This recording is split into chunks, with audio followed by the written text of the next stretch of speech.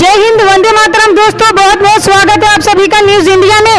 और अभी तक आपने इस वीडियो को लाइक नहीं किया तो लाइक कर लीजिए, और चैनल पर नए हैं तो चैनल को सब्सक्राइब कर लीजिए, साथ में बेल आइकन भी प्रेस कर लीजिए और वीडियो को ज्यादा से ज्यादा शेयर कीजिए। तो चलिए दोस्तों, आप सभी को बता दें कि उत्तर प्रदेश के वाराणसी में उस समय शर्मनाक स्थिति उत्पन्न हो गई जब नगर पालिका की बैठक में सभासद आपस में भीड़ गए। वाराणसी के रामनगर में नगर पालिका की बैठक हो रही थी। इसमें कुछ मुद्दों को लेकर सभासद आपस में भीड़ गए और एक दूसरे पर खूब कुर्सियां चलाई गई। सभासदों के बीच हाथापाई भी हुई। बाद में मामला शांत हुआ।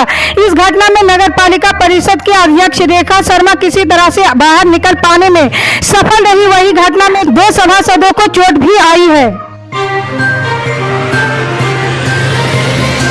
गृह मंत्री अमित शाह वीर बाबू कुंवर सिंह के अजय उत्सव के अवसर पर शनिवार को आरा में एक कार्यक्रम में शामिल हुए थे। वहीं रविवार को नेता प्रतिपक्ष तेजस्वी यादव ने अमित शाह पर निशाना साधा है। उन्होंने सवाल पूछते हुए कहा कि गृह मंत्री ने वीर कुंवर सिंह विजय उत्सव के कार्यक्रम में बेरोजगारी और महंगाई जैसे मुद्दों पर अपनी बात क्यों नहीं रखी है। तेजस्वी यादव ने कहा कि बिहार को विशेष राज्य का दर्जा केंद्र सरकार देगी या नहीं, इसे लेकर भी अमित शाह ने कुछ भी क्यों नहीं कहा। वो यही नहीं रुके, उन्होंने कहा कि मुझे तो लगता है कि बिहार में 19 लाख रोजगार देने की बीजेपी ने जो वादा किया था उसमें कितनों को रोजगार मिला, उसके बारे में अमित शाह कब बताएंगे।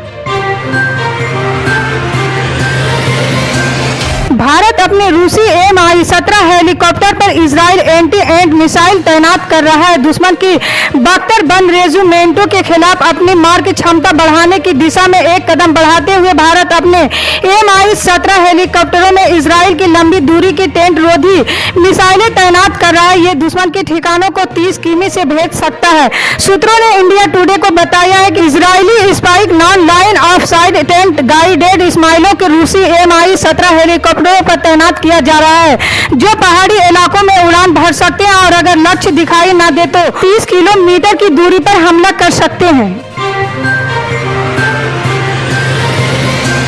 भारत ने चीन की अकड़ को कड़ा संदेश देते हुए चीनी नागरिकों को इंडिया की ओर से जारी किया गया टूरिस्ट वीजा सस्पेंड कर दिया है। चीन की नागरिक अब पर्यटन वीजा पर भारत नहीं आ पाएंगे। माना जा रहा है कि भारत का ये कदम चीन की उस जिद के जवाब में उठाया है जहां भारत चीन के 22,000 छात्रों को चीनी घुसने की इजाजत नहीं दे रहा है। 5 राज्यों में विधानसभा चुनाव से पहले कांग्रेस चुनावी रणनीतिकार प्रशांत किशोर को शामिल करने की तैयारी में है। इसके साथ ही अंतरिम अध्यक्ष सोनिया गांधी राजस्थान, हरियाणा, मध्य प्रदेश समेत कई राज्यों में पार्टी की अंदरूनी लड़ाई को भी खत्म करने की कोशिश कर रही है। हालांकि प्रशांत किशोर ने कांग्रेस की राज्य इकाइयों में गुटबाजी पर कोई बात नहीं की है। दरअसल कांग्रेस तो उनको इसलिए शामिल किया जा रहा है कि ताकि लोकसभा चुनाव 2022 में जीत का रास्ता खोज सके। इसके साथ ही पार्टी से जुड़े कामों को देखने के लिए गांधी परिवार से इतर भी एक नेता मौजूद हो। विधानसभा चुनाव के लिए सोनिया गांधी के एजेंडे में राजस्थान पहले नंबर पर है, जहां सचिन पायलट के अपने अलग दावे हैं। आगरा जिले में कोरोना वायरस ने फिर से अपने पैर पसारना शुरू कर दिया है। कोरोना की चौथी लहर की संभावना के बीच आज ताजनगरी में 15 नए कोरोना केस सामने आए हैं, जिसके बाद जिले में सक्रिय मरीजों की संख्या 30 के ऊपर हो गई है। वहीं पिछले 24 घंटे में 2 मरीज ठीक भी हुए हैं।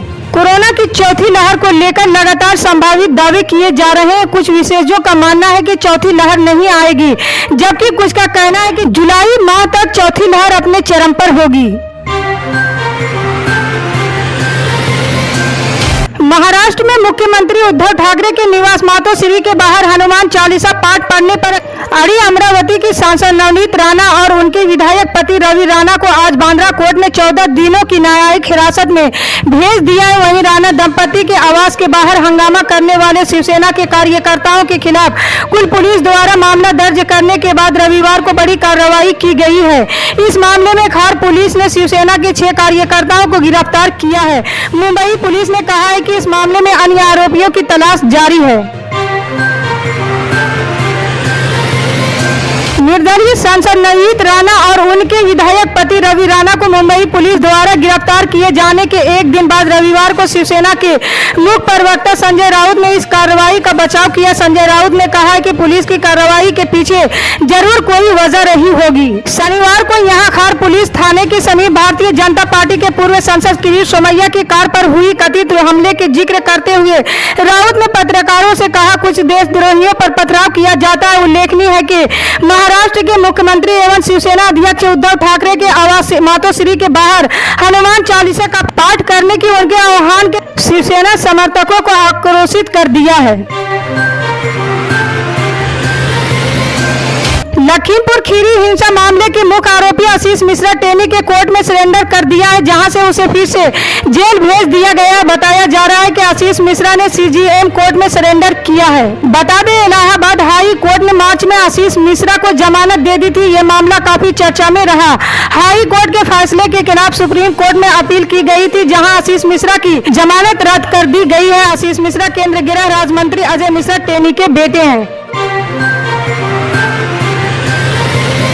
अप्रैल माह में ही भीषण गर्मी और लू के प्रकोप से लोगों की परेशानी बढ़ने लगी है। रविवार की सुबह कड़ी धूप और धूल भरी पछुआ हवा से लोग परेशान हो गए हैं। अप्रैल में इस तरह की गर्मी लोगों ने पहले कभी महसूस नहीं की थी। आमतौर पर मई मध्य में ही पारा 40 तक पहुंचा था। मौसम में परिवर्तन और भीषण गर्मी के कारण पेयजल संकट भी गहराने लगा है। प्रधानमंत्री नरेंद्र मोदी ने रविवार को कहा कि जम्मू कश्मीर के विकास को नई गति देने के लिए काम तेज रफ्तार से चल रहा है। अनुच्छेद 370 की ज्यादातर प्रावधानों को 2019 में हटाने के बाद जम्मू कश्मीर की पहली यात्रा पर आए पीएम मोदी ने यहां नजदीक स्थित पल्ली में कनेक्टिविटी बिजली से संबंधित 2000 करोड़ रुपए की परियोजनाओं को शिलान्यास या उद्घाटन किया। पंचायती राज दिवस के मौके पर देश भर की ग्राम सभाओं को संबोधित करते हुए उन्होंने कहा कि पंचायती राज संस्थाएं लोकतंत्र की भावनाओं को मजबूत करती है। देश में अजान, लाउड स्पीकर और हनुमान चालीसा पर मचे बवाल के बीच बीजेपी सांसद प्रज्ञा सिंह ठाकुर ने विवाद शपथ बयान दिया है। सांसद प्रज्ञा सिंह ठाकुर का कहना है कि स्वतंत्र भारत में धर्म के आधार पर उनके लिए एक देश बन चुका है, तो वहां जाए। उन्होंने कहा कि ये देश सनातनी है और सनातनी ही रहेगा। साध्वी प्रज्ञा के इस बयान पर राजनीतिक हलचल तेज हो गई है। इंडियन यूथ कांग्रेस के अध्यक्ष श्रीनिवास बीवी ने इस मामले पर केंद्रीय अल्पसंख्यक कार्य मंत्री मुख्तार अब्बास नकवी से जवाब मांगा है। महाराष्ट्र में इन दिनों शिवसेना को विपक्ष हिंदुत्व के मुद्दे पर घेरता हुआ दिख रहा है। सीएम उद्धव ठाकरे पर बीजेपी मंच और अब निर्दलीय सांसद नवनीत राणा ने हिंदुत्व के मुद्दे पर दबाव में आने का आरोप लगाया। इसी को लेकर जारी एक डिबेट में कांग्रेस प्रवक्ता चरण सिंह सप्रा ने कहा कि मंच प्रमुख राज ठाकरे ने एक बार नहीं 10 बार उत्तर भारतीयों को मुंबई में पीटा। इसी को लेकर मंच प्रवक्ता भड़क गए और दोनों के बीच जमकर वार पलटवार हुआ। दिल्ली के जहांगीरपुरी हिंसा को सांप्रदायिक रंग देने वालों को हिंदू और मुस्लिम समाज ने बड़ा संदेश दिया है। यहां शाम 6 बजे से तिरंगा यात्रा निकाली जा रही है। इसमें हिंदू और मुस्लिम के लोग बढ़ चढ़कर हिस्सा ले रहे हैं और हाथों में तिरंगा थामकर आपसी भाईचारे की मिसाल पेश की है। जहांगीरपुरी में 9 अप्रैल को हनुमान जयंती पर हिंसा हो गई थी। घटना के बाद माहौल गर्म हो गया था। हालांकि हफ्ते भर बाद जहांगीरपुरी की गलियों में जनजीवन धीरे धीरे पटरी पर आ रहे हैं। इसी तरह की पल पल की अपडेट जानने के लिए जुड़े रहें हमारे न्यूज इंडिया के साथ। मिलते हैं अगली बड़ी खबर में, तब तक के लिए जय हिंद।